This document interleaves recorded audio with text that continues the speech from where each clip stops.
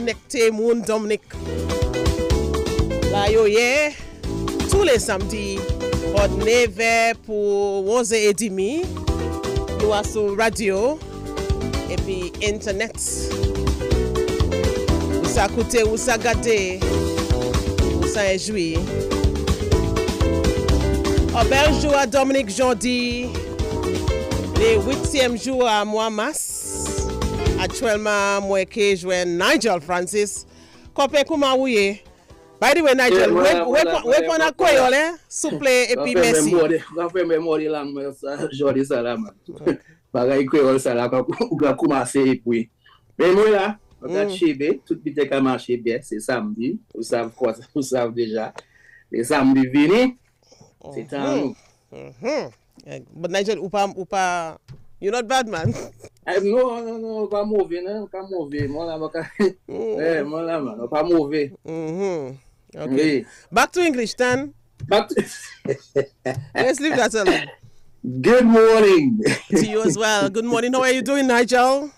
I am doing well, my dear. It's another beautiful Saturday, as you said. I'm not sure what the weather is like back home. Well, we had a little. It's a beautiful Saturday for me. It's a beautiful Saturday for us as well. You know, we had a little drizzle, not much, a little rain. What do you say, drizzle in Creole?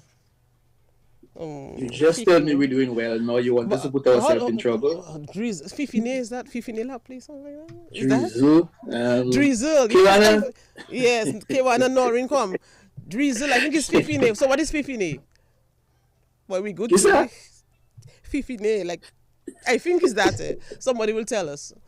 Somebody will tell us. Like a Fifine la pli, like oti. Well, anyway, I mean la please rain. What is drizzle? I think it's Fifine, you know, but anyway. Fifine? Something like that. Boy, Nigel, let me leave that alone. You see, you guys look for your trouble. Drizzle. Somebody tell us what is drizzle in Creole. Yes, please tell us what is drizzle. I hope I'm correct. Yeah. But Nigel, it's a lovely day. Nigel, by the way, there's a song in my head. You know, sometimes you wake up with a song in your head. And that happens to me a lot. Telling you all how I try to forget this song, it's just there. I tell this song that this is the Lenten season, you know, and I nothing that. But Nigel, it's not a bad song, you know, Nigel, and it's not about, you know, hypocrisy or anything like that. But there's this song from Hunter that at the time it was Carrie Bacchanal. Of course, we see Kalinago now, you know. But that song just on my mind there, man, you know, because you know it has an infectious beat. It does. It does. By trying to wonder why. I don't know. I really don't know. I don't know. I'm there like driving and I'm coming to work and I'm saying how many grains of rice in a pound and and I checking. Well, what is that for me this morning? You just wake up with that one. But so I'm trying to let the song leave my mind. I think I need to call Hunter. You know. Yes. But then again, Nigel, it could and it really could be, you know, because I read this story about a film on the Kalinago territory. So that film has been premiered in Grenada. I'm not sure if you know about this. I think we will see it sometime later on this year. Yes, it's a 45 minutes documentary on the Kalinago territory. So this may well be why, you know, this song is just on my mind. I think so. It could be. That's the reason. Yeah, and the film has been winning international awards, Nigel. So really big up to the Kalinago territory and all those people who helped in making this film possible. Well, we have to do that. Certainly, congratulations to them for that. But Nigel, not seen you, man. No. Okay, I one saw minute. You earlier on, but I don't know what is happening now. No? Okay, 1 minute. Let me get my technician to. Yes, get your tech. Hey, did this your tech? Okay. Dean, Dennis, come. Dean must be saying that no way I can fix that one from where I am. Let me see what happened why you cannot see me no more. I don't know. Let me see. Maybe I need to change something there, put something there. Let me see if you can see me. You can see me? Yes, I see you now. Okay. So all right. I guess something. Maybe I touched something. It could be. So I was saying, Nigel, it could be because of this thing, you know, I read last night, and you know, I really have to bravo for the people in the Kalinago territory, the leaders, you know, who see this as necessary. Preserving the cultural heritage of the Kalinago territory is foremost on the minds of many people in that space. And that's really good news for us. It is, and it is wonderful that we can keep that aspect of our history and culture alive and share it with the rest of the world. Definitely, and the fact that the film has been able to get awards and recognition, that definitely helps. Yeah, I think it looks at how the Kalinago people have been fighting to really preserve their history and their culture, and even amidst invasive cultures. So that is good. Because there are cultures that threaten the survival, not just of the Kalinago territory, but the Caribbean, And the film was premiered in Grenada last week. I think it was on the 9th. And I'm looking forward to seeing this. I think sometime around the World Creole Music Festival time we'll get the opportunity to see it. I'm not too sure, but I really look forward to seeing this. Wonderful. And I mean the fact that, there are not many Caribbean countries that can in a sense, showcase the original inhabitants of the Caribbean, Dominica being one of the few. That is something that we should be proud of and something we should hold on to. So big up to the Kalinago territory, big up. Prosper Paris, and all those who've been working so hard to maintain that, Definitely. And Nigel, by the way, do you know that there are a lot of Kalinago names, communities with Kalinago names in Dominica? And can you name at least 3? You see, but the problem there, Nigel. Where boy, Nigel, let's go. Kalinago names in Dominica. I think Sineku should be a Kalinago name, right? Sineku? No. Well, yeah. Well, I mean, Bataka, Sibuli, but Nigel, you will not. I think so. Yeah, man. Sibuli, yeah. Batali probably as well. Probably Batali. Yes. Lennox, Dr. Lennox on the church, please. If I want a call. Send me a message. That's my friend. So send me a message. Yes. I think Maku Shri should be one as well. Probably Maku Shri too, when you think of it. Yes. Nigel, your name is one alone. We Batali. We are help you there. That's my name. I will have to go back and do my research now. But Dr. Lennox on the church, send I a message for us. Some of the communities in Dominica that have Kalinago names. Yes, send a message. Yes, send a message for us. Somebody send me a message. But people call in, man. I just somebody wants to tell us about Drizzle, man. Check the book way for us to see, because I want to know if I am correct or if that Fifine bag idea. Somebody yes. Shows Joel say I think it's Fifine. Okay, all right. I don't know. Okay. Delia Coffee Weeks. What is drizzle in Creole? Okay, what is drizzle in Creole? What is drizzle? Tell us what is drizzle. One of what you have to tell us before the show is over. So tell us. I will not know. Or somebody from the territory. But somebody call in, man. I wonder if that person. Let me see if that person wants to help us. Connecting the dots. Hello. Hello. Good morning. To you as well. You make me great. Why are you all doubting all yourselves? Overlook it. Sorry. I mean, I know we're in a situation and everything. But after, why are we doubting ourselves? Okay, so let's get to the point. The word is Fifine is correct. Okay, so Nigeria, clap for me. Okay, so I start on a good note. Okay, thank you, sir. And all you doubting yourself on everything in Creole. Come on, we can do better than that. I get it. Okay, Papa. Have a nice day, Papa. Brother. Yes, so Nigel, you say I was correct? Yes, you Nigel, I know my stuff, I mean, come on, man. You know your thing, yeah, man. That grandpa thing in media, so we know what stuff. Yes, you know what stuff, Oh, by the way, let me say good morning to Dr. Richards, Anne-Marie Laron Richards, of course. You remember we had Fred on the program, right? Yes. Son Fred, the gymnast. Yes. Oh yeah, he's doing so much. Congratulations to him and the rest of the U.S. team. They actually captured gold in Germany. In an international competition, and Fred is, of course, in the middle, standing proud on the table. So congratulations to you, Fred. And also, Liz, good morning. I didn't forget. I want to say good morning to Annalisa Bethel. You spoke to Liz briefly, Liz Williams briefly, and she told you about Annalisa Bethel, who was at some point going through some cancer, breast cancer, yes. So she had a last round of chemo yesterday. And she's well on her way of becoming a cancer survivor. Wow. So good morning to you, Annalisa Bethel. not going to say congratulations, but continued blessings and recovery on that. Great. All right. Yeah. And of course, good morning to all those who have also logged on, the usual, our usual suspects. Well, where's our guest now? But anyway, let's talk to him. Don't worry, he's coming, right? Yes, he's coming. So Edwina London, good morning to you, watching from Houston, Texas. Oh, yes, always. Carrie, Levy, Elise, and everybody else who are locked on. Senior Etienne Nation, who says good morning to Ivona and Nigel, good morning to you. Albinoa, good morning to you. Of course, Shows Joe, good morning to you. Glenda, good morning to you. But look at the amount of people. My I was just about to say, look at the amount of people saying that Ivona is correct. Well, yes. But that's your name not there, man. No, you alone. No, but it's nice. Someone is also telling me, Nigel, via WhatsApp, thanks for bigging up the Kalilago territory. So, but of course, we have to. Yes, there's a cultural vibrancy. We have to. It's the original. There's a cultural vibrancy in the Kalilago territory, that rich cultural heritage that we have to continue because it still exists.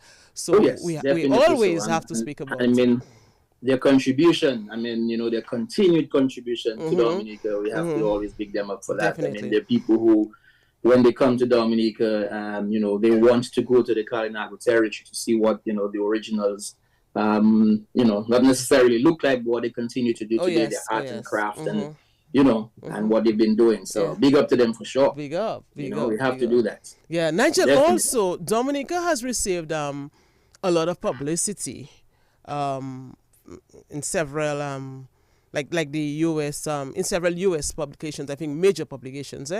So there have been articles about Dominica, I think in Time Magazine, I think on CNN, on MSN and other, and that's really good for us. That's really good for us. It is. Being named one of the destinations to come and visit, and I mean that's exposure that we need. That's exposure we welcome. Oh yes. So over the last couple, years or whatever it is, different publications, CNN and World Travel Magazine and all the rest of them have been putting Dominica as one of the destinations you have to visit. So, let's continue to preserve what we have in Dominica. Let's continue to welcome the visitors, whether it's cruise, whether it's overnight or whatever the case is, vacationers, those who go into the dive spots. Continue to ensure that those areas are maintained and that people can continue to enjoy coming to Dominica. Definitely. Nigeria, I mean, we are so blessed. This mountainous island, with natural hot springs, waterfalls, tropical rainforests, so many rivers, and I could go on and on and on. Yes. Make sure you say 365 rivers. Okay, all right. We have some ravines. How do you say ravine in Creole, Nigel? You go back to that again. That one should be easy. I mean, come on, Nigel. That should be easy. I mean, you're from Roseau, I'm from Roseau. My roots are in Grand Fort, but let's go. How do you say ravine in Creole? Ravine. You have to. Say that again. It's Wavin. Just put the W and just say Wavin. You have to understand the nuances of the local dialect, Nigel. So yes, Mr. Derek Liverpool, good morning to you too. Glad to know that you are locked in and enjoying connecting the dots and that it helps you with information. We appreciate that as well. So yes, good morning to you for that. Muriel Stewart, good morning to you as well, and everybody else, right? Yes. So I was saying about the beauty of this country, Nigel. I mean, to wake up, especially around that time, I think it's Kawem time, but to wake up around that time, it's a dry period, but to feel a little drizzle, this Fifinela plea, it's really good for us. And just to go to the rainforest area. And talking about rainforest, Nigel, do you know the theme for this year's Jazz and Creole? I am going to confess I don't. It's rainforest fantasy. Oh. Rainforest fantasy. And the women are getting ready. The men as well are getting ready with their, rainforest fantasy wear. I love it. Yes, I love it. Dominic Brits. Let me echo my call again that I made last week. Don't forget to invite Gordon Henderson. Yes. Part of the Jazz and Creole Festival. Get Gordon Henderson on the show, please. I forgot to do my homework last week, and I'm happy that you mentioned that again, Nigel, because I had noted that down. That's my plea right there. Putting in my plug right there. Oh yes, and I like that. I really love this. So this grand extravaganza will really be on the 30th of April, but there are fringe events leading up to the actual event itself. So we look forward to this. I think the we theme definitely do. I think was it last year that Carling and company started the Bouillon jazz thing and the fringe events. And so I know there are a number of other fringe events all over Dominica, but of course, I mean, the Carbridge is going to be the central space for it. That is it. So, yes, ideal location. Fantasy. I like it. And that theme, Nigel, is really in keeping with the Nature Island brand and a push to promote sustainable tourism. So, big thing. Excellent. You getting your outfit ready? I'm looking at this. Looking at this. In fact, In fact, yes, Nigel. Yes, looking at something. Trying to I'll put something together to represent connecting the dots and Rainforest Fantasy. See how I can make a millage. Do something. Represent spectacular. You never know. Excellent. We're looking forward to that. Yes, but I mean, it's great that we can continue. We can find a way to connect, the tourism product with the different festivals that we're having, and keep that theme running through. And, the promotion of it is important. So we certainly hope that we can have more visitors come through as well for the Creole and Jazz Festival, like they do for Carnival and for World Creole Music Festival and everything else. Still over visitors, particularly for that weekend. And help Portsmouth, help the economy down there in that way. With the stable visitors, rentals, all the different performers, so much more, bus drivers, and all the rest of it. Yeah, definitely. I know we've had a lot going on in the Commonwealth with all the, the fare increases and the this and the that and the that. I mean, the Commonwealth is always lively and alive. So but of course, the pot is always boiling, Nigel. That bouillon is always bubbling. Whether it's good or bad, the Commonwealth is always pregnant with issues. Never a dull moment here. Never a dull moment in the Commonwealth. Never. And that's a beautiful thing about it. That we're able to find issues, those that are real, and find issues, those that are not real, and still put them together. That's the Commonwealth for this you. Is Dominica. You see? That's the Commonwealth for you. Nigel, by the way, I was listening to news this morning. I did not capture everything. Curtis Matthew was reading. But there's one story that I really missed in sports. And so I heard Curtis Matthew name as part of a team, I think basketball, and some of the DBS players. And so DBS has a team, or we have staff members from DBS on a team. Then I can put it. And youngsters on the team. Yes, so and it's in basketball. You sure you heard that news item, right? I'll go back to it, but I have a feeling that is true. Good morning, youngsters on the basketball team. Yes, basketball. So I'm not sure if he's around in the newsroom, so he'll come to correct. Marriage does a lot of things, man. Hey, youngster, good morning to you. But where's the guest now? But just now, what is that for me? Wait, the guest, hold on. Was he supposed to come to meet you? Or was he supposed but of course, I told him to come. I told him, do not wear a color that will interfere with our screen. And he agreed. Yes. I'm looking at the camera. I'm not seeing him. But anyway, I see youngster. Nigel. The youngster I see coming there, man. Youngster boy. Hey, Curtis, come and clear your name. Okay, yes, I want him on camera. So youngster, yes, you could come on. If he was just announcing the basketball team, or he's actually on the basketball team. Youngster, come here. Yes, youngster is here. But youngster, you're not seeing youngster on camera, right? But youngster, I want you on camera. Him, but yes, I want to know if he's actually on the team or if he is just announcing the team. No, I was announcing the team, Nigel. By the way, good morning to you, Nigel. Great program, Good morning, youngster. As usual. The thing is, the DBS has a team. Cecil Joseph is not on yet, but he's expected to join the team. The National Basketball League, Nigel, is on the way. The first time in about 6 years. So DBS has a team, Old School DBS, that's the name of the team. We have a few outside players as part of the team. Gavin Richards is also on, Delvin Esbury. I will make my entry sometime in the next 2 weeks. In the next 2 weeks, but what is that for me? So you have to look at the team to see how they performing before, and then you make your grand entry. I think in 2 weeks' time. All games are played at the Massac Indoor Facility. So Nigel, in the next 2 weeks or so, I'll make my appearance there.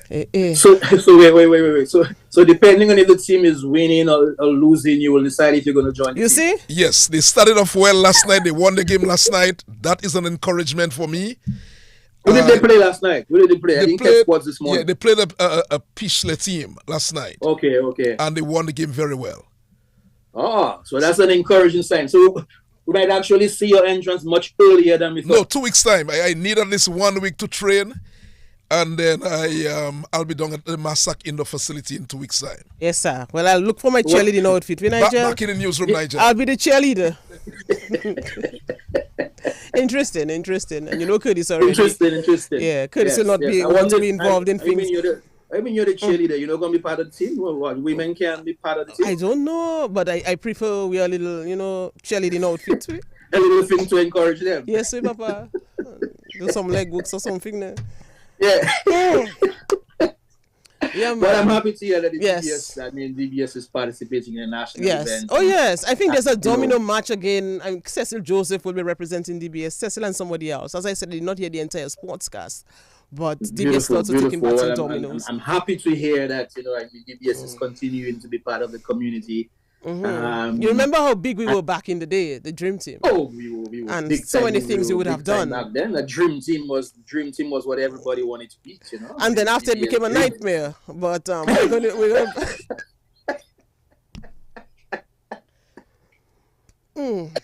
It became a nightmare, It became a nightmare. Well, we hope we can, return to the glory days. The Dream turned to Kokma, but hey, but a Kokma bad too, I can tell you, Yes. Well, in a Kokma, you feel like that's it for you. My goodness. Yes. I have stories I can tell. The kind of stories I've heard and one or two experiences with a Kokma. I mean, by the way, Kokma is a Creole word too? I guess. What is Kokma? What is the English word for Kok? I guess a Creole word. I mean, it's only we that have this kind of words. Kokma. Somebody tell us. Somebody tell us what is that? Kokma. Please tell us what is Kokma. Yeah. Is it a Creole word or what? If it is a Kokma. Kokma. How do they come up with Kokma, man? I don't know. Man, I'm telling you. I mean, it's only in the Commonwealth. Mm-hmm. But it would be interesting to find out how some words came about, and one of those being Kokma. You know, Kulpwe. What's Kulpwe? Yeah, Kulpwe, and you get a Kulpwe, yes. Mm-hmm. How did we come up with those? I really don't know. I don't know. And I mean, it's like part of our, part of our everyday, language in a sense. Mm-hmm. So we would say, give me a VEP. What is that, Nigel? What does that mean? Yes, give me a VEP. Boy, yeah, those days we took a VEP. Yeah. And I remember some stories of VEPs. You're taking a VEP in somebody's vehicle. And how did you come up with VEP? VEP, Kulpwe. A Carlot. Yes, Carlot. I heard a guy telling another one. I give you one, but that's in the countryside. I give you one Kulpwe moka Twibishe. What is Twibishe? Twibishe. I don't know. Twibishe. Somebody tell us. Noreen.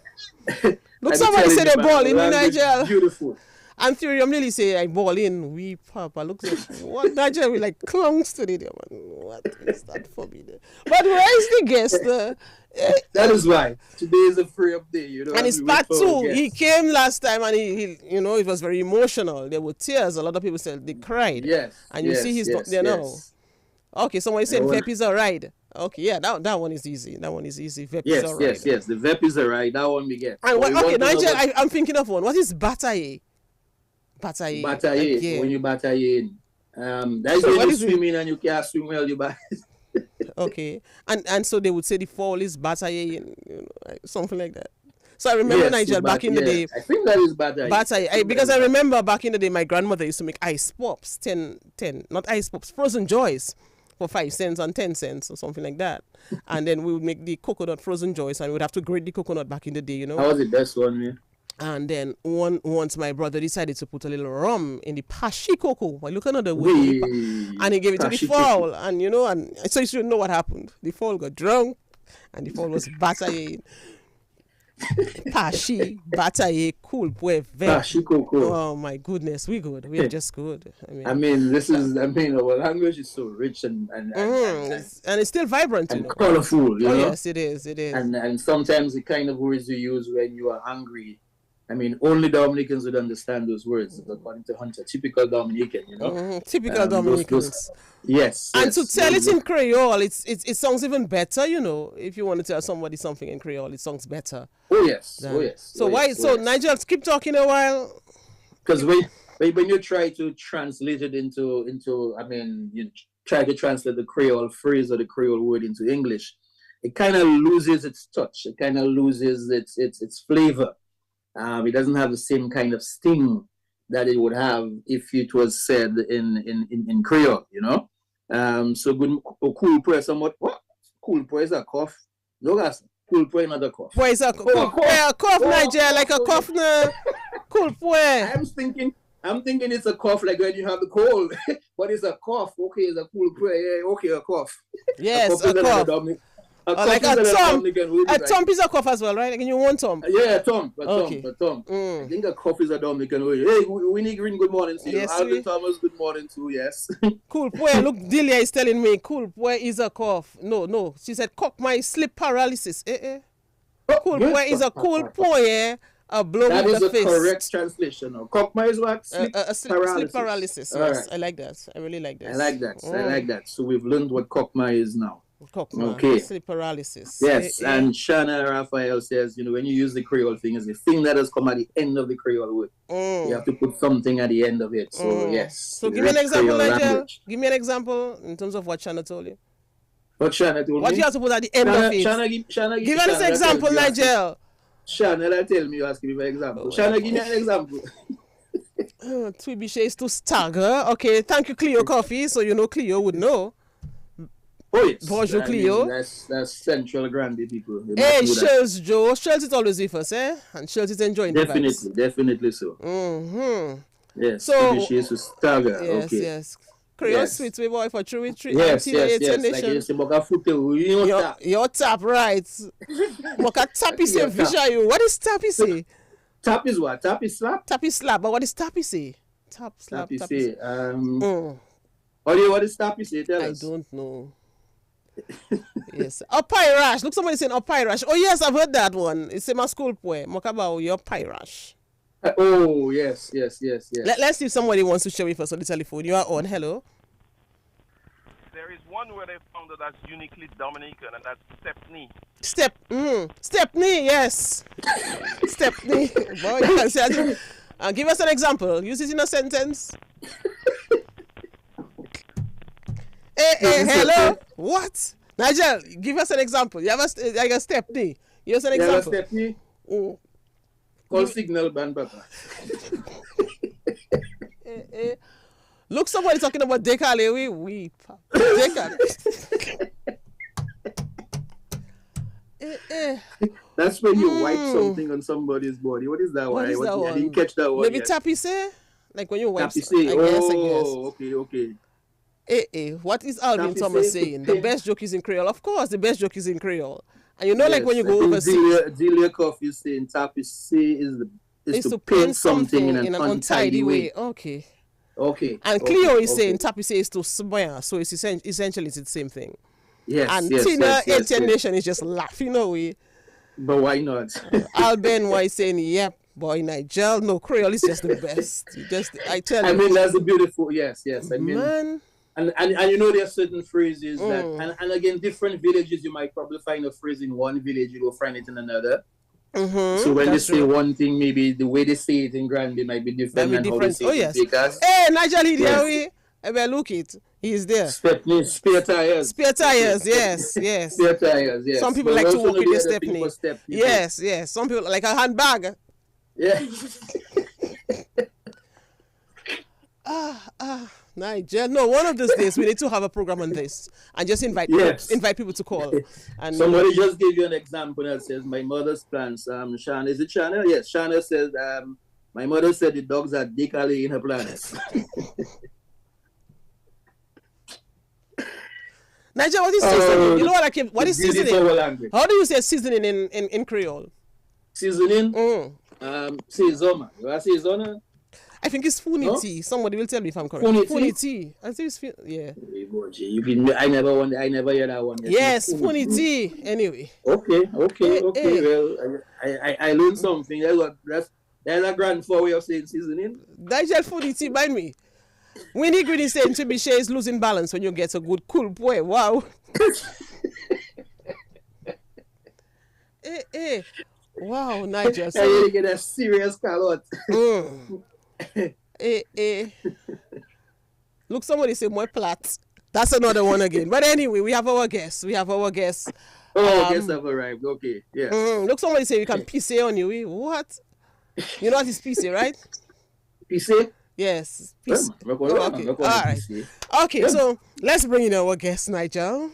Yes. He was here the last time, so we have part 2. He was supposed to be on last week, but he had to preside over a very important matter. And it's a pleasure to have him back again. Last time he was here, it was very emotional. And, you know, after the program, a lot of people called me and tell me, Ivona, Motika play, we, you know. And oui. Yes, and so I took my pill this morning to ensure that I would not cry. Okay, Delia Coffee. But then again, what we're going into this morning, I don't think it will really be emotional. But then again, you never know. With Claude Wicks and his stories, man. But we'll see. We'll see. It is a pleasure to have him on, Nigel. Bring him on, Nigel. It is a pleasure to have him on. It is a pleasure to have him here again with us, share with us again.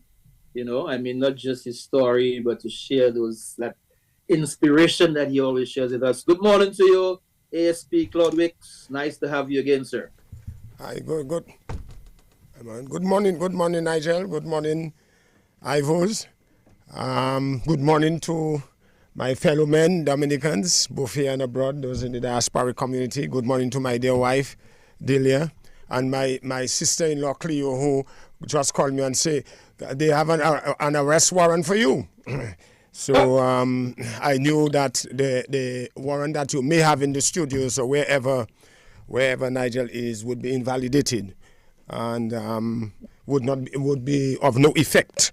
But I'm here, thank God for traveling mercies, and I also must thank God for his boundless reservoir of inexhaustible grace and mercies. I'm alive just because of the goodness of God. All right. It is a pleasure to have you on. Busy day already for you? Oh, yeah, busy. Started very, very busy. Woke up early, did my devotions. In fact, I came out from Las Bato. The Methodist Church had a walk early on this morning. Well, it started at 6:15. It was with respect to, or the work for cancer, particularly or specifically for colon cancer.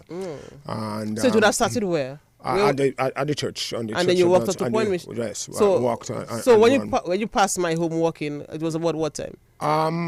Well, when I ran past your home, I probably would look at about 6:30, 6:25. You're probably in deep sleep. We'll see about that. But you can't tell me. It's only when I was coming back I saw your husband. So that is sufficient evidence, circumstantial evidence to say that he was at home. Okay. And you had every right to sleep. To be sleeping. Yes, especially if you were nocturnally active. Oui, Papa. Yeah. I was having a cocktail. So it was a walk and run? Yes. Well, I mean, who chose to run? You know, so... everybody was excited. It terminated at Point Michel. The turnout was reasonable enough. Obviously, we would expect more, but we know how it is. But I think it was a good walk. The intent had been there, and a lot of ladies, few men as usual. I understood there's Jollies or somebody has next week as well. So there's a lot of consciousness going around, awareness, and in terms of health, whether cancer, whether mental illness, or whatever it is. And I think we've got to keep ourselves fit, keep ourselves in shape. I agree. Yes, and I surpassed Point Michel and I went to Las Bato, Champagne. The intent was to go to Scott's Head, but then I remember we had the program, and then all we could do. So you were running all along? Yeah. You're still very fit, Claude Wicks. Well, I thank God for it. I run all over the place, Cochrane, the Desport, Layu, anywhere my feet can bring me. So I have to do it so that perhaps when I can't do it anymore, I won't regret it. And I would always, but I still believe and always believe, Ivan and Nigel, that, especially in the military, paramilitary, police, or there has to be a level of fitness, absolutely. A level, I mean, all of us will have various degrees, But I think in the military, especially given all of these natural disasters and anything can happen, you've got to be in a state of good health, a state of fitness, so that you can execute your duties properly. Yeah, I agree. So Nigel, how do we go ahead with this one? Well, yes. So with part 2, and we want to focus on the I guess the professional part of Weeks. Yeah. But before I do that, though, when we had you on the program 2 weeks ago, that story stuck with me in terms of Mr. Alwyn Bully, Dr. Alwyn Bully, and how he, in a sense, sort of turned your life or saved your life. I'm going to use those words in quotes at the grammar school. And between then and now, of course, he has passed. And I am pretty sure you would probably want at least a minute or two to, express, condolences and sympathy to the family, considering what Dr. Bully meant to you in your early childhood days.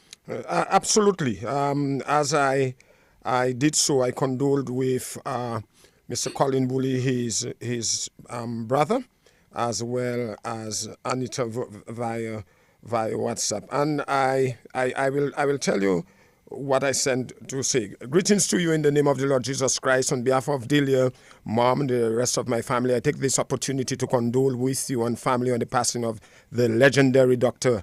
Alwyn Bully, my former principal of the DGS.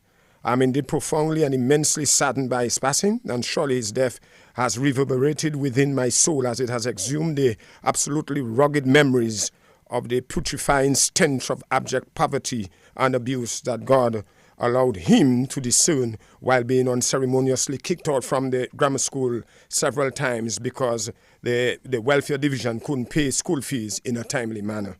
It was Alwyn who succeeded, Mr. Charles, the one who executed the aforementioned on a poor, helpless, vulnerable child.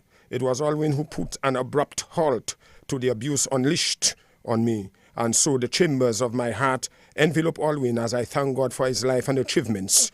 Undoubtedly, he played a pivotal role in allowing me to remain at the school, whether I could pay the school fees or not. Thank you, my Jesus, for what you have done in Alwyn's life and will continue to do so in my life. May Alwyn's legacy live on as it transcends all through the crevices of this land and beyond its jurisdiction. God bless and keep you and family, including his wife Anita, a heroine of unparalleled character and grit.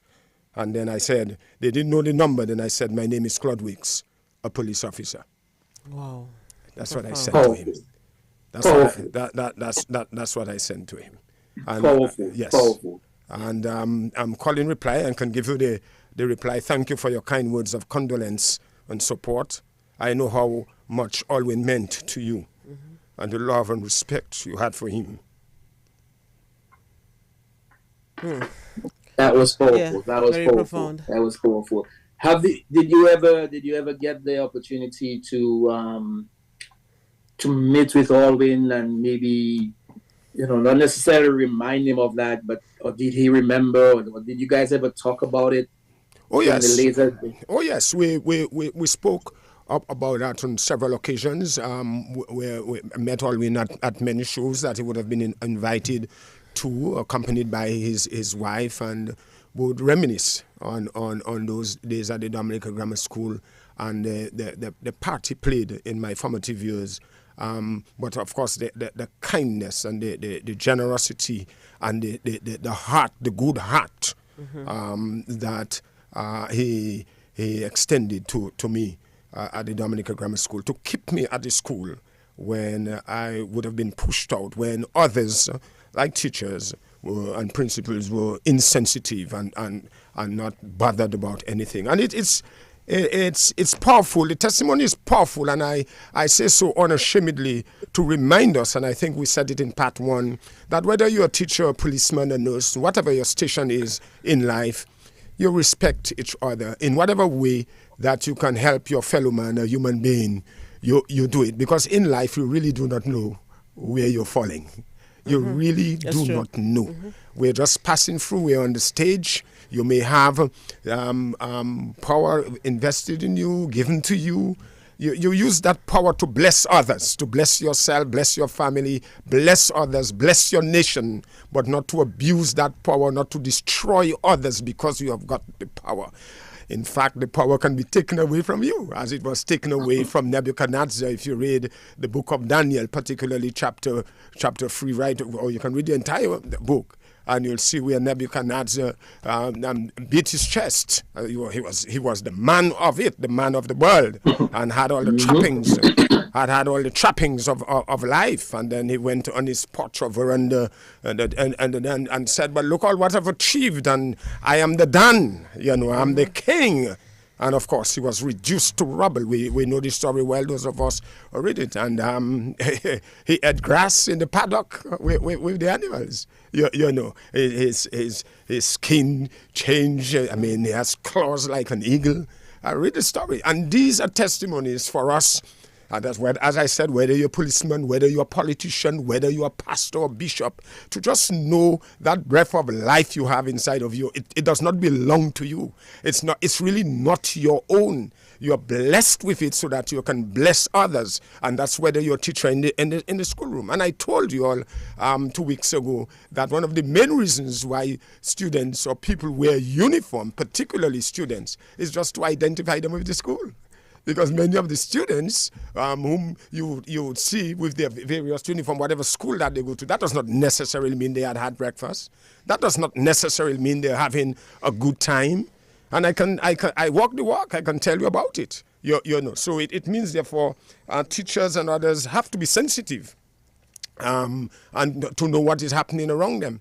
And be diligent, because that child that we seemingly seek to destroy, or use our local jargon, play heavy on, can be a prime minister one day, can be a president one day, can be a doctor one day, can be a vet one day, can be a very good janitor one day. So we've got to be very careful how we deal with people and how we treat people, and not think that you're on top of the world, because the trappings of life, if you do not have a relationship with the Creator, ends there, because it's temporary, it's transient, it's fleeting. We're just passing through.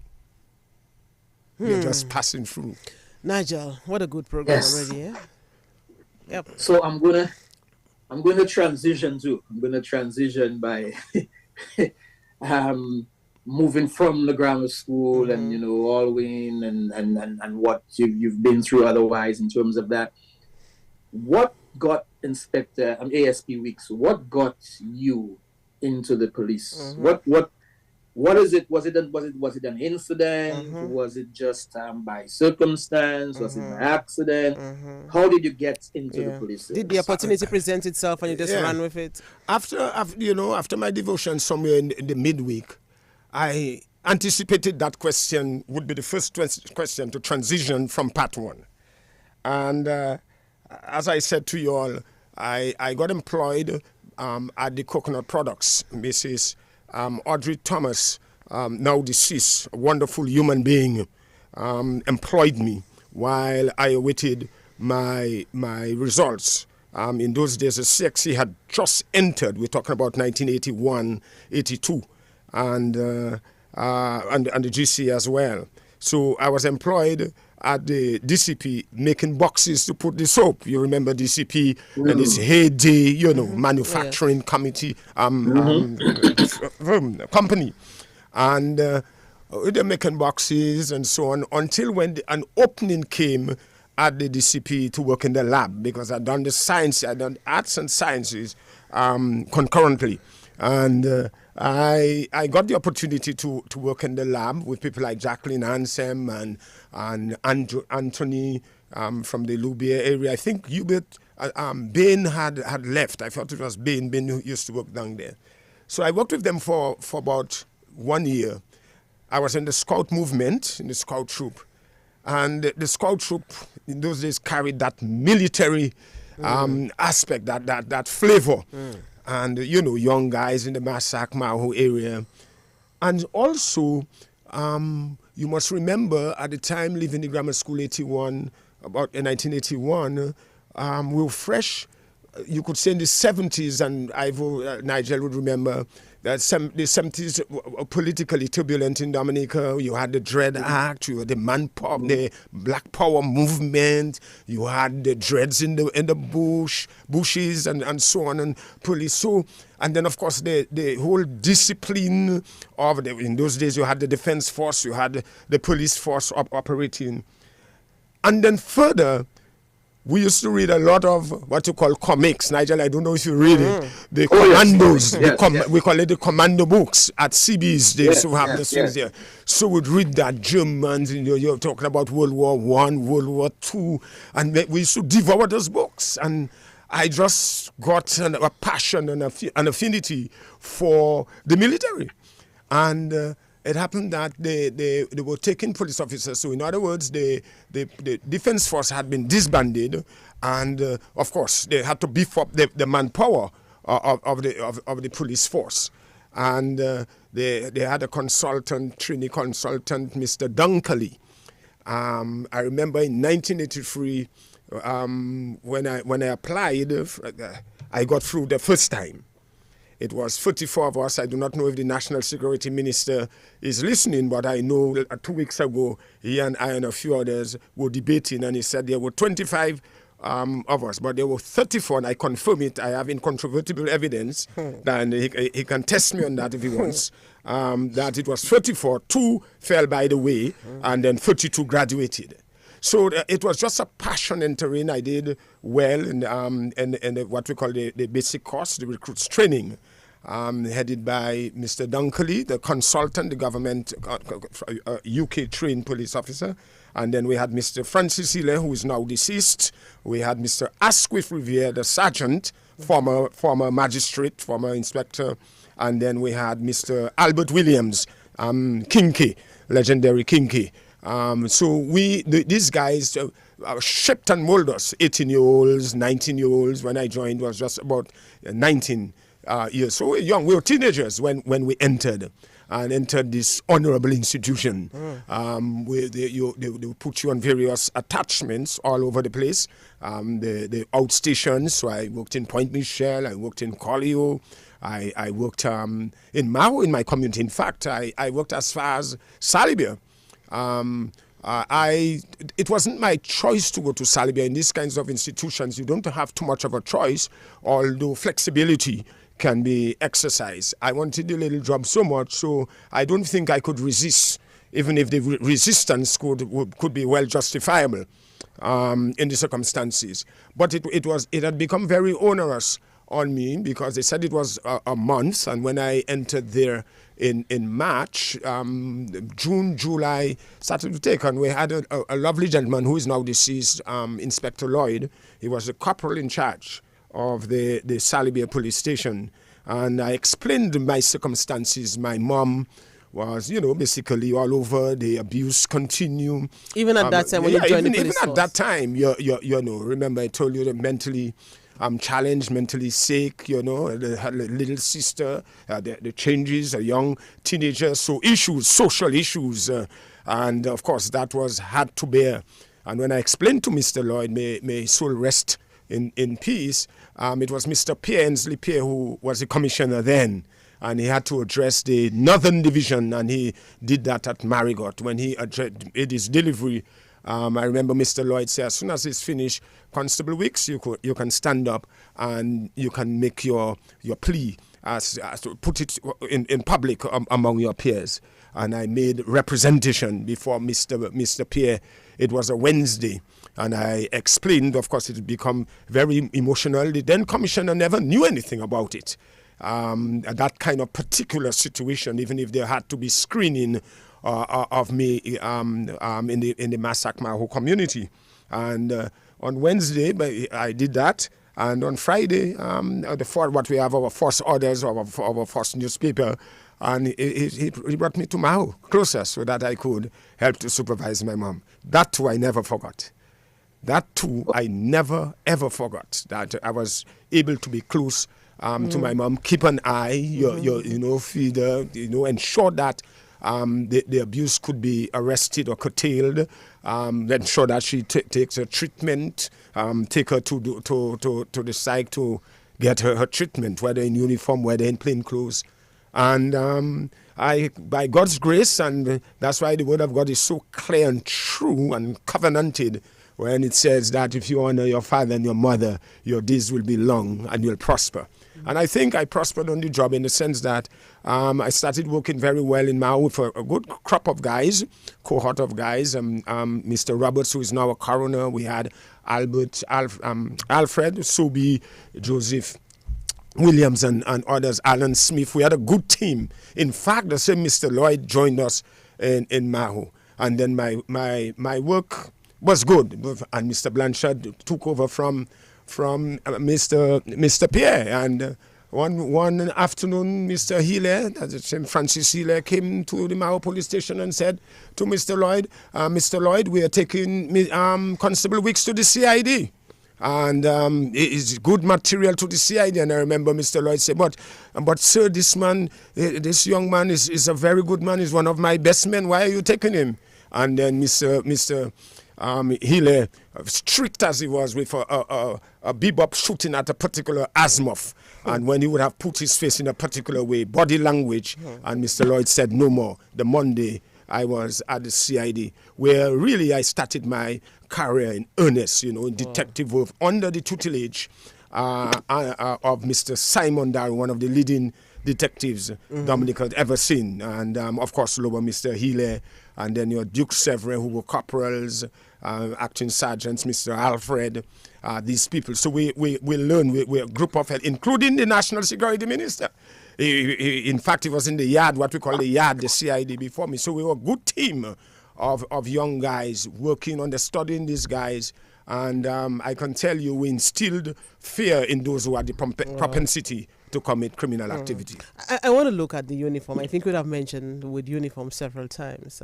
And I'm asking this because for many people, I mean, there's something in the uniform that speaks to a source of pride, patriotism, respect, public order. For some, it may just be a uniform. For some, it may be vary, But what did the uniform mean to you, the police uniform?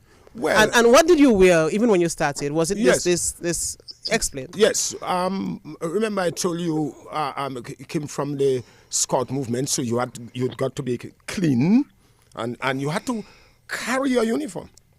So coming up from the Scout movement, entering at Monroe, so you had to take care of your uniform there, iron, wash, put it in order, because if that was not done properly, surely that would be an infraction and you'd be punished for it.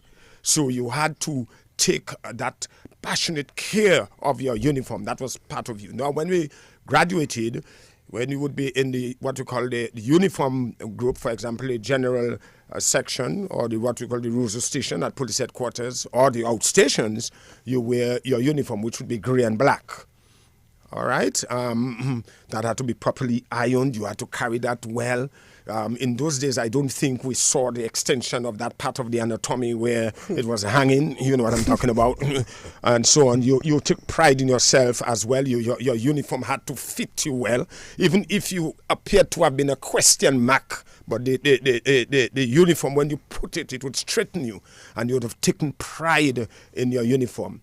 So just as well, when you enter the CID, even if you were you had to be in plain clothes, but that too, that had to be well ironed. You had to carry yourself as well, because you have to go to the court whether in uniform or not, because that in itself speaks volumes. Just a magistrate looking at you, the way that you dress, whether with uniform or not. But I think putting on the uniform, and I like to say the people's uniform, because the uniform, although personally you're carrying it, but the uniform belongs to the state. It's the people's uniform, and the people must see the caricature of the police department, the face of the police department, what it depicts, what it talks about. What the police force says.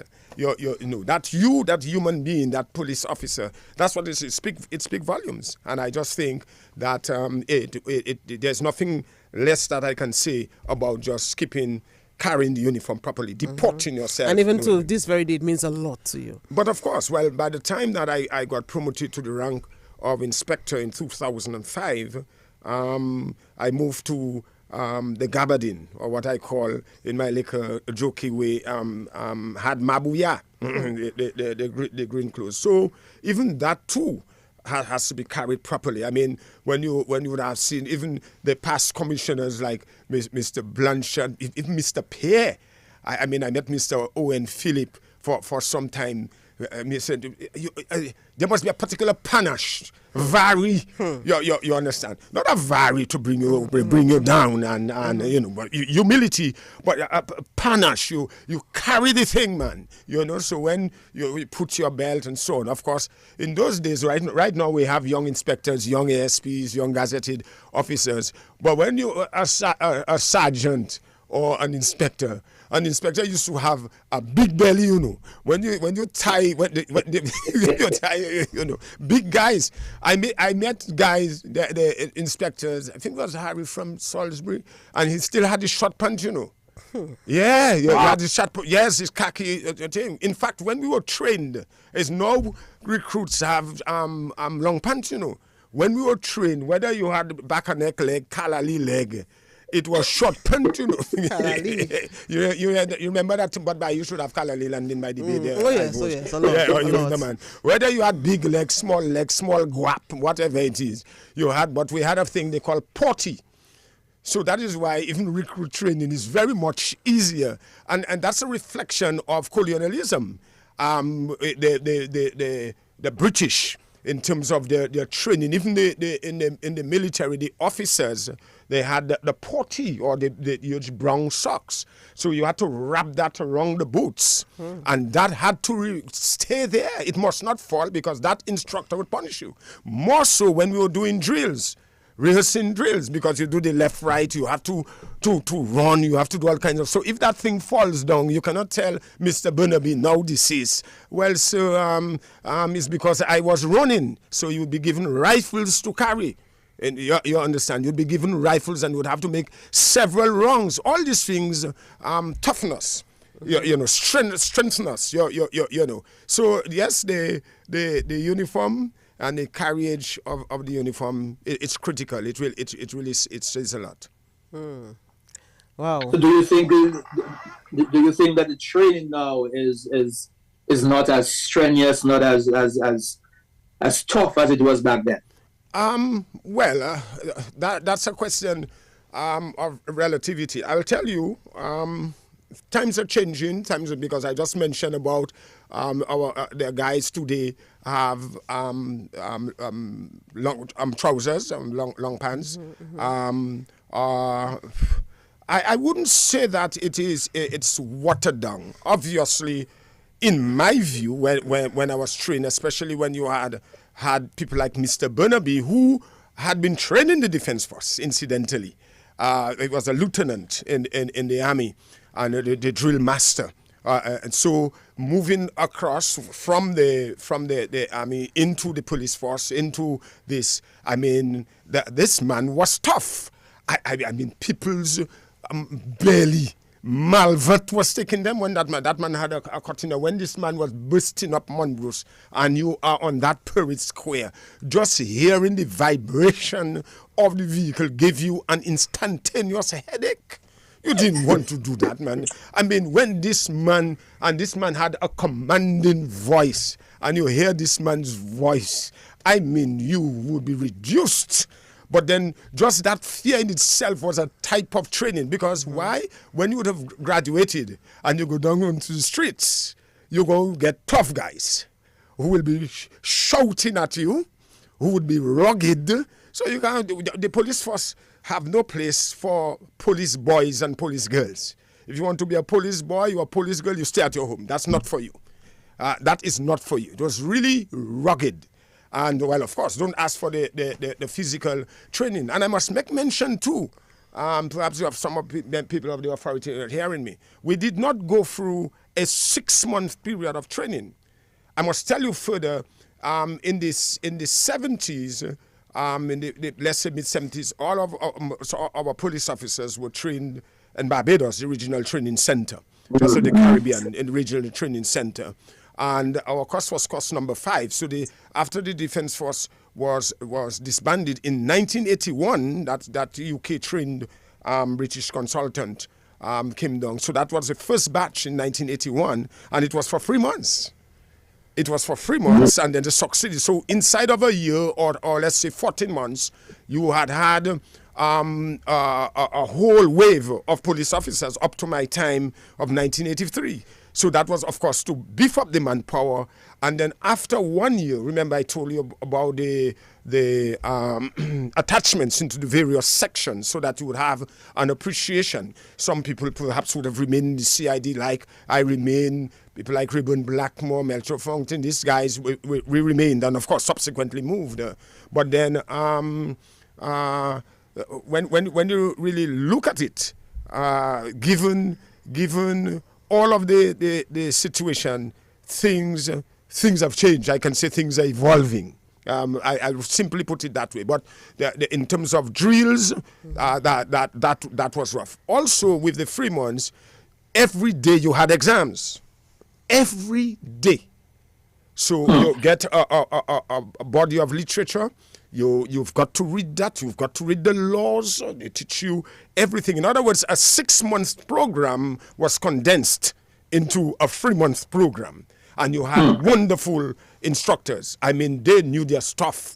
I mean, Mr. Revere, Mr. Healy, practical, one of the best ASPs I think the force has ever seen in my view, Mr. Albert Williams and so on. And Mr. Dunkley was very good in current affairs. So it was not just strictly a diet of law enforcement, but he taught, and that remained with a few of us, current affairs, starting from global affairs, regional and national. And what made it so good and challenging, when we would have run down to Jimit, everybody had a turn, Jimit, or if we had gone to Las Batu, wherever we had run to, two students had to leave early, leave the batch, leave the pack, and run up via Jasworks, what we call Jasworks, by the gardens there, and go up, so that we would be in time to listen to the news. And we would have to make the presentation, present the news, what was said. So don't think people like Mr. Dunkley, he would have listened, he would know the news, and then to see that in itself, to build our public relations, our public speaking, and to build confidence, and to put us in an environment of high self-esteem, and of course, communication skills in the police department. And that was for sure very sound. We did not yet in the curriculum had communication skills, because right now in modern times we have psychology, we have sociology, English use or usage of English at the training school, of course, among other subjects. But yes, very compact, and I can tell you, no matter how compact it was, you had a 1 year, after 1 year you had a refresher's course. So they brought back everybody to Monbrose at different phases. And this was great as well. So your experience that you perhaps have had at Salibia, what I had at Mahu in the CID. So it was a refresher, and to go deeper into policing. And that really helped us in the CID, those who remained in the CID and the outstations. Even those who had not been trained by Mr. Dunkley, so people who came in 1985 and others, top notch. So I would not say that the present training is not strong enough. Remember that we are taking the crop of people now from the very society. How many people? You have a few who had been in the cadet corps now since it has been revamped, still remain in the cross section. So it's a different kettle of fish, may I say that, as compared to when I joined, and even those who had joined in the mid-70s or so. At that times when you tell yourself, look at me, Zafar Gouvelma, because you used to call yourself that back in the day, look at where I am now. And of course you would remember what you would have gone through. Well, that's why we have the caption for on your flyer, see what the Lord has done. I can only say, see what the Lord has done. To be very honest, I enjoyed every part of the force, not only from the commencement, the genesis of entering, but I think I enjoyed the police force when I became a follower of Christ, when I became a believer. My eyes was then open. I understand the human being. Of course, it made me appreciate, apart from my upbringing and, as I said, the stench of poverty and abuse, marginalization, labeling, stigmatization, casting away, and then a period into the force as a young man, here, there, perhaps not organized, you follow the crowd, but then by the time I get hooked up with the Creator, was fragmented, but the realization from where I was, where I came from, and as I start to maneuver myself into the force, let's say at age 38, 39, I realized the brevity of life. I realized how fleeting life can be. I realized how I survived, and now I really the latter part part of my career, because incidentally, when I would have eventually left the police force, I'd be close to 41 years service, 40 years 7 months. So half of that just devoted myself, and it got me. I don't want to put it. It got me in trouble. The Christian life as a police officer, and more so spent a lot of time prosecuting in the courts. Sometimes when you speak, people believe that you ruffle their feathers, or you ruffle their institutions or their systems. But you see, when you have Christ in you, what is to be done correctly? Because my duty is to please God and not man. And I say so boldly as the wind of the Holy Spirit moves on me. And I repeat, my duty is to please God and not man. However, though, if you look at Romans 13, when you go home, you take a look at it, it has given us instructions that we have to obey authority.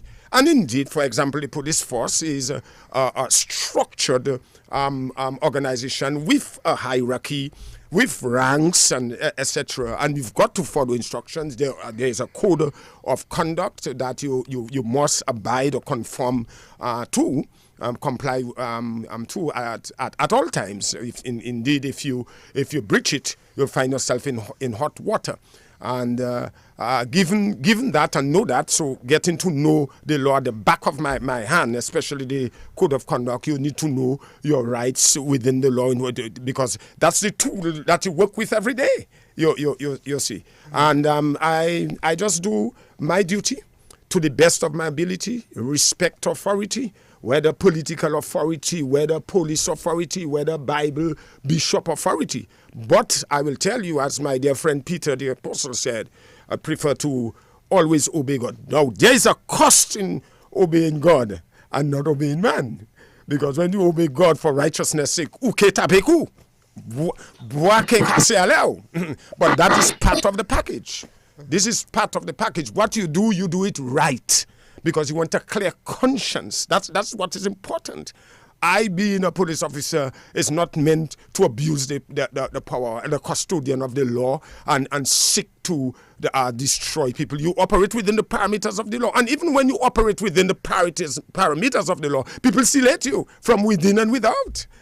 But that's the profession that was chosen. You must do that. You don't expect. But if Jesus Christ was so flawless, had no faults, had nothing. He cured people who had AIDS, who were like a question mark. He straightened them. He took care of them. He provided. He exorcised demons from people. I mean, on one week, they said, Hosanna in the highest. The following week, they said, give us Barabbas instead. Crucify him. Who is Claude Weeks? A mere mortal. Even if I were to do good, that man will not seek to hate or destroy me. But, however, when you're in Christ, you're insulated. That's the good thing about it. You remain immortal when he's ready for you, my friend. All right. By the way, someone is saying that, not on the live, though, Mr. Weeks must be related to Simbot. He has a good command of the English language and usage of big words. You remember Simbot, Nigel? Mr. Weeks, remember Simbot? Well, I heard of Simbot. And as we talk about big words, I remember sometime in... I think Alvin Thomas, by the way, said on the live that he said something about Ozzy Lewis and Mr. Yeah, but Alvin taught me at UV, you know. Alvin taught me, how do you call it, bargaining and trade unionism and things when you're doing public administration. So he would know. I told you 2 weeks ago that 1 year, given the fact that the welfare at the time did not have the particular English book for the firm, and I told you the social issues, and I'd done poly in the English language, probably got 40 something. In those days, I mean, the standard, you had to speak well, you had to write good compositions. Everybody's on text now, WhatsApp, SIAP, all kind of cushion, you know. So you only find writing rather in the public service to write properly. And when you speak properly or write properly, that sometimes it's a problem with people. It's a problem with people. What is IOTA? IOTA might be a big word, but indeed it's pretty small. The only reason why some people say some of us use big words is because they're not familiar with the words. And when to speak English, you must know words. You must have a good bank of words so that you can communicate properly. And it's not about any impression. It's just a natural gift. And I was telling you that having done unsatisfactorily in English, it was Mrs. Blanc, now deceased, Ramona Blanc, who was head of the welfare. And she looked at it and said, but you did very well in all of the other subjects. We're going to work on that, Claude. And she knew me well. She was from the Massac area. She and mom went to school together. And this lady unearthed all books for the August holidays, the summer holidays at the welfare. I remember going home with a bag of books, and I had to read those things. Nigel, I never stopped reading. I entered the force. Never. I remember Bertrand, now deceased, and a few others. We used to compete, man, down by CBs and get non-fiction books and just read. So, and at the CID, we had to write good reports. We had a commissioner called Mr. Desmond Blanchard.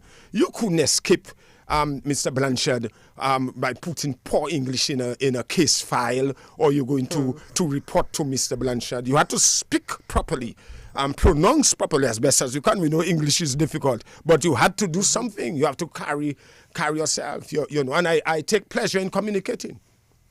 So as a prosecutor, right? Yes. Have you found yourself in situations where there is a particular case that you're prosecuting and it sort of has some similarity to when you were growing up and the situations that you've been through? How have you handled those? Yeah, very good question. Many times, and I think I touched on it briefly in our first part.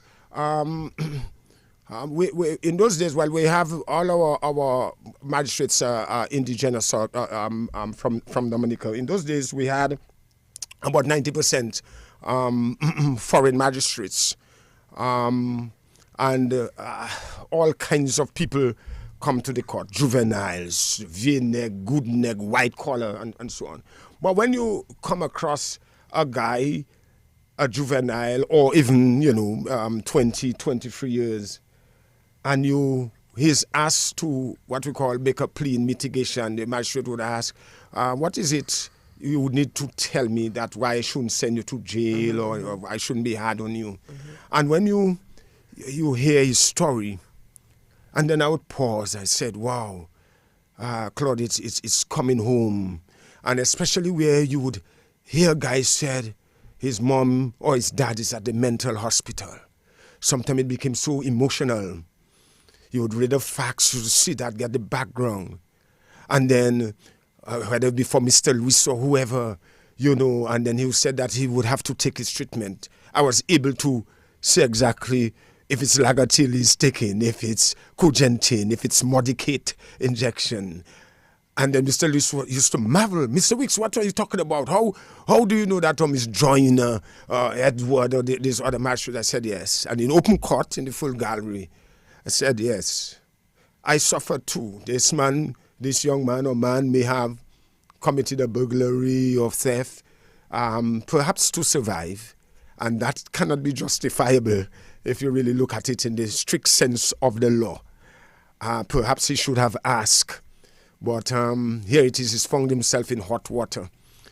The magistrate here in the background, I hear him. Because remember, the police or police prosecutors do not sentence people, and we have to get that clear. A lot of people believe the police or police prosecutors sentence people. It's always the courts who sentence in terms of should you be found guilty, go through the due process, you have your lawyer, and so forth. And punishment is handed down as the law dictates, and not the police. But then you would feel the heart being touched, and that in itself would lessen, quote unquote, the blast. The person would have gotten the punishment. You would probably be given a chance, although it's a conviction that's recorded, but you'd be given a chance to seek to redeem yourself. Sadly, we have known recidivists. They will always. No one is irredeemable. Since if God decides He's touching anyone who apparently is irredeemable to us, God can always change things. But you have known recidivists, and they will continue to appear at the courts. In fact, they're proud to say that they know their room at the state's prison. Wow. What do you think? What? So a couple of questions are coming through, and I want to pose them very quickly. In terms of community policing, that's a term that came about over the last decade or so. What do you think about that? Do you think it has helped to have a better relationship with the police officers and police force and the community? What about community policing? Well, community policing is a concept, for years originated way down, of course, America, New Zealand. And you say a decade ago, it's a lot more than a decade, started heavily in the Grand Bay area.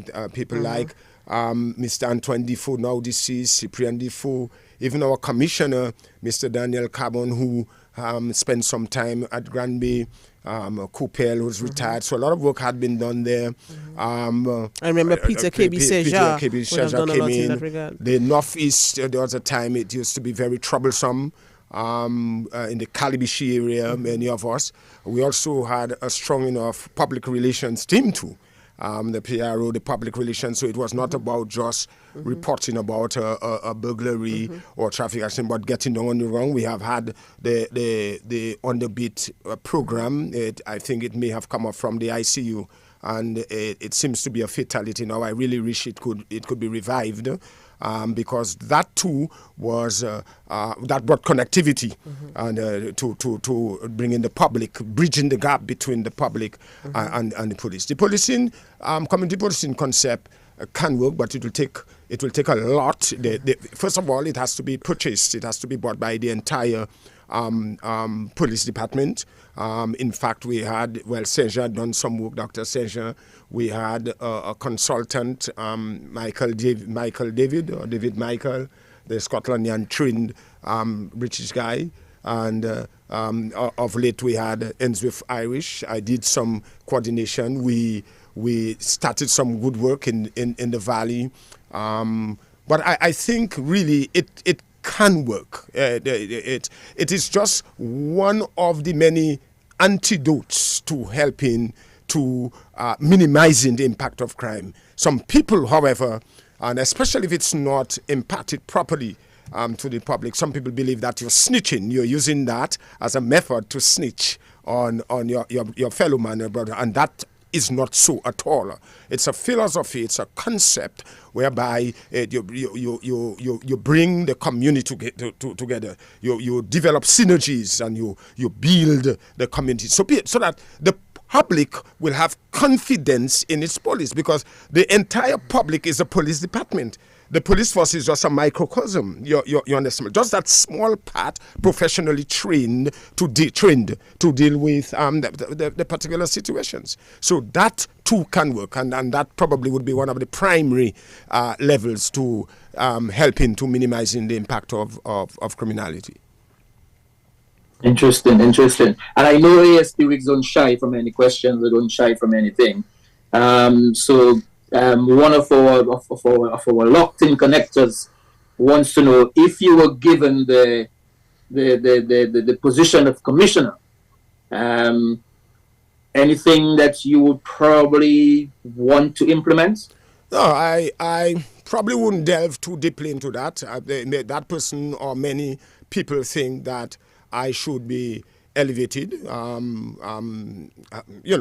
higher. Let me just put it straight to the cards and all those listening, including the authorities, including my commission and others. When I took an oath at 10:30 a.m.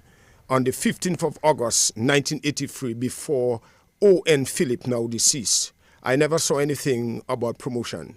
What I saw was the oath. You took the Bible, you swore on it to say that you'll serve the people of Dominica without fear or favor, ill will, malice, forethought, etc. And that's what I've done through my career. I don't have time to gossip and get around people or lobby or those things for promotion. If your work should speak, and even when your work speak and you're not considered, those who are making decisions, if they know very well that this man has the potential, whether by recommendations, whether by whatever it is, especially if your slate is clean and they decide that they're not elevating you, you leave that to God. You let God handle that, because everyone has a conscience. And that's why I say wherever we are, whether in statutory institutions, government, police, nurse, just do your work as unto the Lord and let him bless your work, let him multiply it, and then everything else will fit in. So I don't have time. Many people think that, as I said, should be elevated. Some people say that you should have commissioner. This, as you know, is a constitutional decision, constitutional post that has to be made, given our constitution. Who, if the authorities feel that X, Y, Z, that's for them. So I do not get, some people have grievance, some people bring down. I have never stopped working. And you remember I told you, if my Christian life, that's where I got more resistance in the police force, okay? In doing my duties, whether as a prosecutor, whether in command of whatever it is, whether I minister the word on the divine holy pulpit. And some people spectacularly misconstrue what is being said, even the word of God. And then ukatape kupusa. But that does not matter. Because when God is on your side, when God blesses you, who can curse you? Okay. Who can successfully destroy you? Yes, who can? Because you know where you are, and your election sure and guaranteed in your maker. So whoever decide whether you're cramping your style, stultifying your progress, you have somebody to answer to. You're in a position, do it to the best of your ability. Don't squeeze anybody and don't abuse your power. And that too is whether, because a lot of politics is flying in everything in Dominica. The tea you drinking has politics in it. The breath you eating has politics in it. So even whatever political persuasions or religious persuasions, and the person is performing their duties, it's supposed to speak. And whoever is making, or for the authorities doing their recommendations, or the statutory institution, in that case the PSC or public, whoever it is, let it be so. But I just must remind you, it's always God who promotes. And even if there's resistance, if it's the will of God, let it be so. But I don't have time to gossip and get into the wrangling and the somersaulting with people for elevation. All right. Let's look at what keeps you busy, even apart from the police force. What again are you engaged in? Are you a preacher, an evangelist, or a pastor? Let me tell you, I enjoy being an evangelist for the past 14, 15 years, ministering the word here and out of Dominica, as far as the UK. That's the best part of my life. In fact, I enjoy that more, although my primary occupation career is a policeman. But as I tell you, my passion, given from where I came from, I have no choice but to hide and immerse myself in the love and the goodness and the grace of God. So my duty as a follower of Christ, I'm not saying a Christian, because tout moun is a Christian now. Tout moun. I'm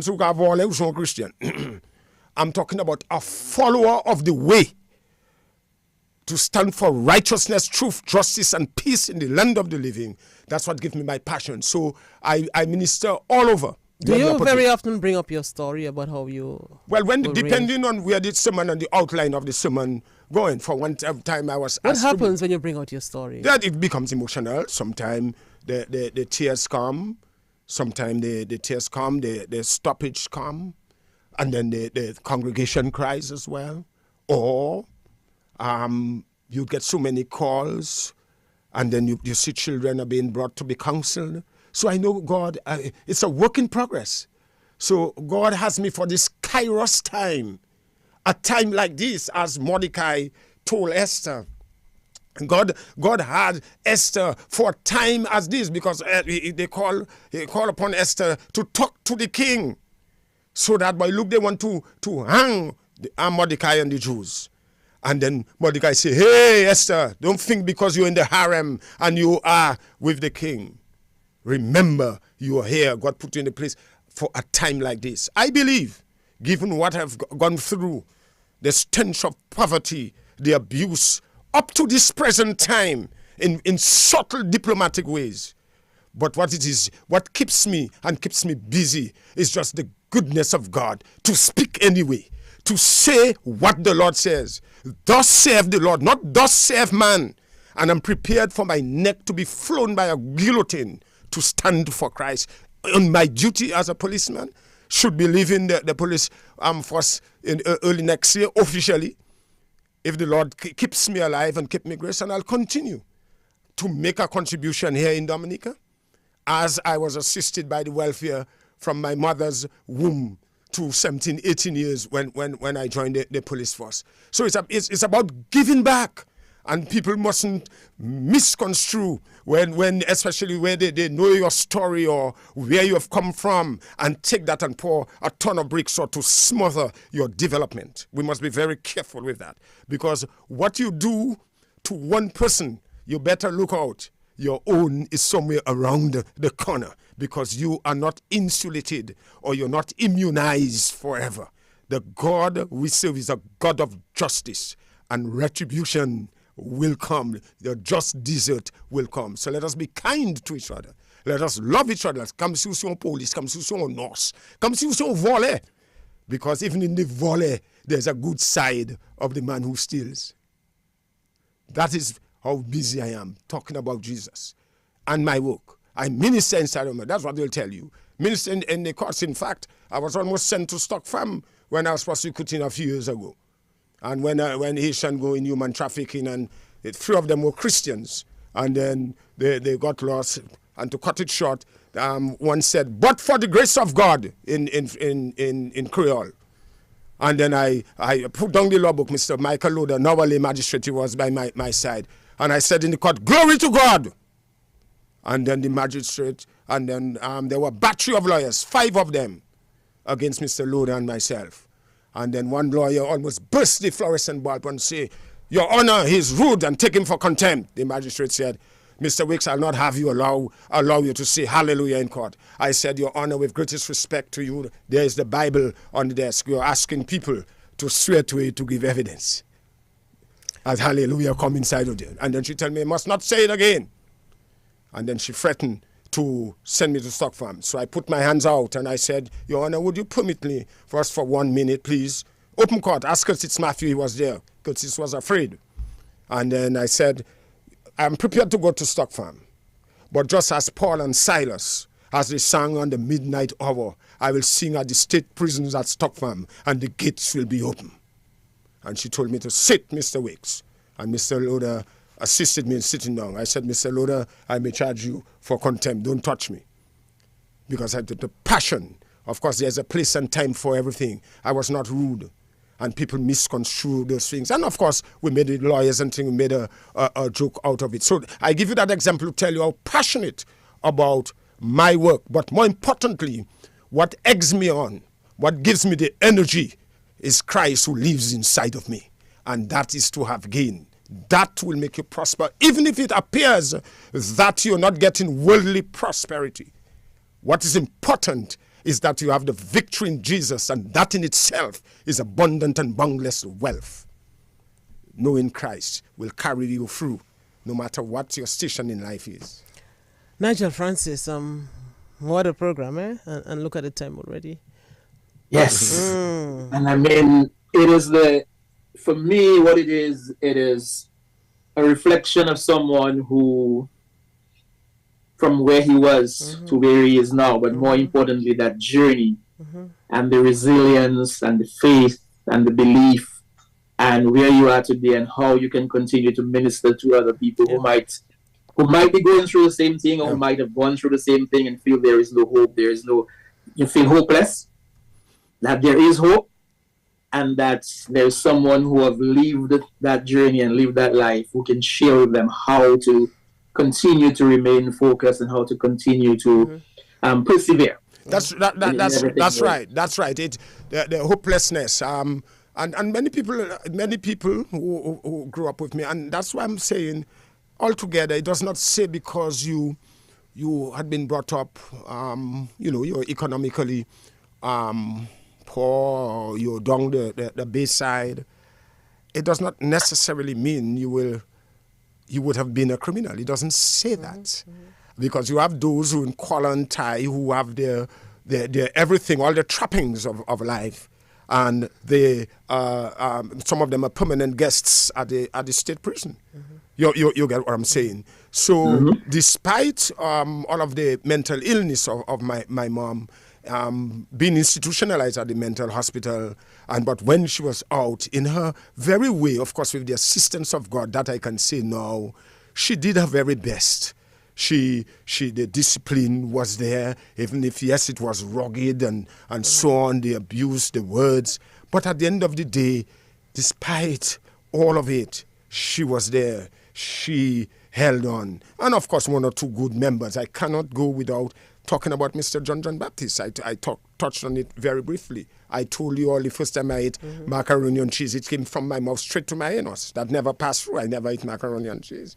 They always stretched a hand. Mrs. Blanc, who is now deceased, my godmother Bertillate and Miss B, you know, and some people like Robertson Thomas, Dr. Thomas, my very good friend, you know. So you've got one or two people, but again, in those times, and in the 60s and in the 70s, how people looked at you when you were mentally ill, you know, and the abuse, to survive that really is God's hand. You cannot survive in that ocean and cesspool of misery. And I gave you the grammar school, kicked out at the grammar school. And teachers here in my voice, and some of you have heard my testimony, please have mercy on people's children. Look, investigate, go into the background. You were once a child, perhaps you had gone through struggles as well. So don't think because we're in a particular position to wield power, when people entrust their children into your hands, be flexible, you know, empathize, you know, pray if you can, stretch your hand. I'm not saying that there are some teachers who are not doing it. I'm not saying that there are not some police officers doing it. Some of us, when we reach on a particular plane, look as very heavy, you understand. And then, of course, if we're not careful, we can be reduced to nothingness. All right. Good way to end. The time has come. We have to end. Really enjoy Nigel. Really, really enjoy. Yes. So many comments, you know, on WhatsApp as well.